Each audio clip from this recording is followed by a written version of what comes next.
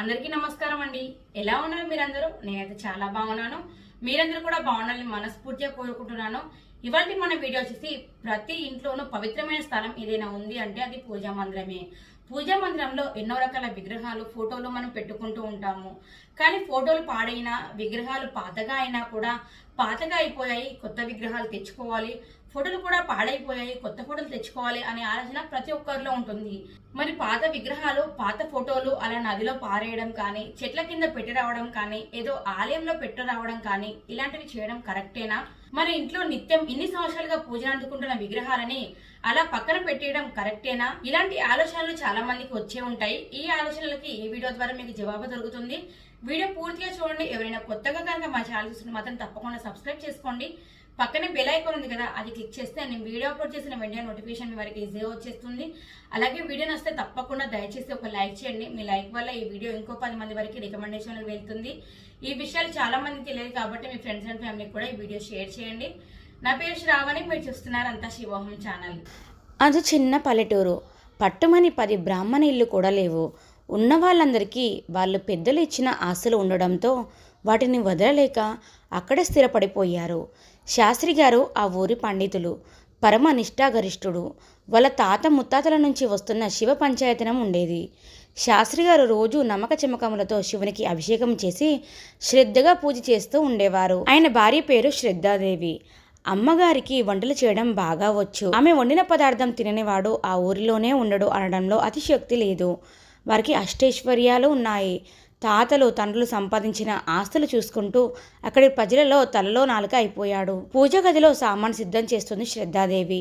ఆయన పక్కన కూర్చొని కబుర్లు చెప్తున్నాడు. పూజా మందిరంలోని వస్తువులు, బొమ్మలు అన్నీ పాతబడిపోయాయి. వాటిని ఎంత శుభ్రం చేసినా మెరుపు రావడం లేదు. ఈసారి తీర్థంలో అన్ని కొత్త బొమ్మలు, సామాన్లు కొనుక్కుందాము శ్రద్ధ అని అంటున్నాడు భార్యతో. సరిగ్గా అదే సమయానికి ఆ ఇంటికి ఒక అనుకోని అతిథి వచ్చాడు. ఆయన రూపురేఖలు ఒళ్ళు గగ్గురు పొడిచేలా ఉన్నాయి. తొలుత ఆయన్ని చూసి భయపడింది శ్రద్ధాదేవి. అంతలో ఆ వచ్చిన అతిథి, అమ్మా నాకు కొంచెం అన్నం పెడతావా, ఆకలి అవుతుంది అని గట్టిగా అడిగాడు. అలాగే స్వామి, ఇదిగో గారెలు సిద్ధం చేస్తున్నాను, కొంతసేపు విశ్రాంతి తీసుకోండి స్వామి అని సమాధానం పరిచింది ఆ ఇల్లాలు.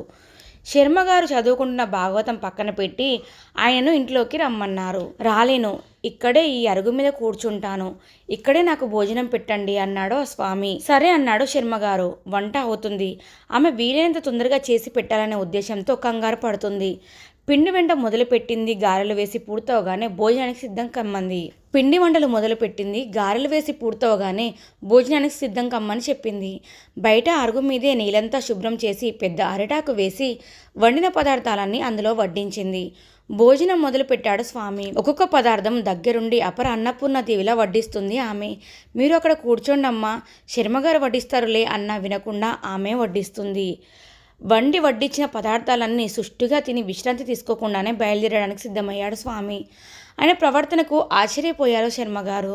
వృద్ధాప్యంలో లేడు, కానీ వంటి నిండా జడలు కట్టిన పొడవైన జుట్టుతో చూడడానికి వికృతంగా ఉన్నాడు. భాషలో కూడా మర్యాద లేదు. తినే పద్ధతి కూడా సభ్యతగా లేదు. తిన్న తర్వాత ఎవరు కూడా విశ్రాంతి తీసుకోకుండా వెళ్ళిపోరు. ఈయన ఏమిటి ఇలా ప్రవర్తిస్తున్నాడు అని అనుకున్నాడు. ఒక్క మాట స్వామి, మీరు ఎక్కడి వారు? ఇక్కడికి ఎందుకు వచ్చారు? నా ఇంట భోజనానికి వచ్చి లోనికి రాకుండా బయట కూర్చొని ఎందుకు తింటున్నారు? తిన్న వెంటనే ఎందుకు వెళ్ళిపోదాం అనుకుంటున్నారు? దయచేసి చెప్పండి అని అన్నాడు శర్మగారు. నేనెవరో నీకు చెప్పినా నీకు అర్థం కాదిప్పుడు. ఈ వీధిలో వెళ్తుండగా మీ మాటలు వినిపించాయి. పూజకు సామాన్లు సిద్ధం చేసుకుంటూ మీ మాటలు వినబడుతున్నాయి. ఇక్కడైతేనే నాకు మంచి భోజనం దొరుకుతుంది అని అనిపించింది. అందుకే ఇక్కడ ఆగి భోజనం చేశాను. ఇంతకంటే నేనేం చెప్పలేను అంటూ వడివడిగా అడుగులేసుకుంటూ వెళ్ళిపోయాడు ఆ స్వామి. ఏమీ అర్థం కాలేదు ఆ దంపతులకు. సరే, భోజనం ముగించారు. ఎందుకో ఓసారి వారి పూజ గదిలోని సామాన్లు మళ్ళీ తీసుకున్నారు. ఒక్కసారిగా ఆశ్చర్యపోయారు. ఆ వస్తువులన్నీ మెరిసిపోతున్నాయి. ఇంత క్రితమే కదా వాటిని ఎంతో తోమినా మెరుపు రావడం లేదు అనుకున్నాము. ఆ స్వామి మీ మాటలు విని భోజనానికి వచ్చాను అన్నాడు. అంటే ఆ స్వామికి ఈ పూజ గదిలోని సామాగ్రి తీసివేయడం ఇష్టం లేదన్నమాట. అంటే నేను రోజు కొలిచి ఆ పరమేశ్వరుడు నాకు జాగ్రత్తలు చెప్పడానికి వచ్చాడన్నమాట.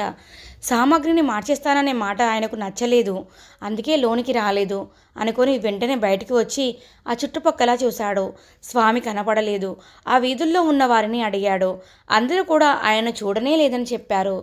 శాస్త్రి గారి గుండె గుబేలు మంది. అప్పుడు అర్థమైంది ఇంట్లో పూజా మందిరంలోని దేవతామూర్తులు ఎంత శక్తివంతమైనయో అని. వాటి వల్లనే కదా ఇన్నాళ్ళు ఈ ఇంటిని దేవతలు కాపాడుతూ వచ్చారు. ఇన్నాళ్ళు నాకు తెలియలేదే, పెద్దలు ఇచ్చిన నిజమైన ఆస్తి ఇదే కదా అని అనుకొని తన పూజా మందిరంని లోనికి వెళ్ళి ఆ పరమశివుని విగ్రహం ముందు ప్రణమిల్లి కృతజ్ఞతతో ఓం నమో భగవతే రుద్రాయ, ఓం నమో భగవతే రుద్రాయ నమః అనే చెంపలు వేసుకున్నాడు. భగవంతునిపై శ్రద్ధ నమ్మకం అవసరము. పూజా మందిరంలో ఉన్న విగ్రహాలు ఎంత పాతవైనా అరిగిపోయినా వాటిని ముందు వెనుక ఆలోచించకుండా తీసివేయకూడదు. మన తాత ముత్తాతలు పూజించినవి అవి. వాటిలో ఎంతో మంత్రశక్తి దాగి ఉంటుంది.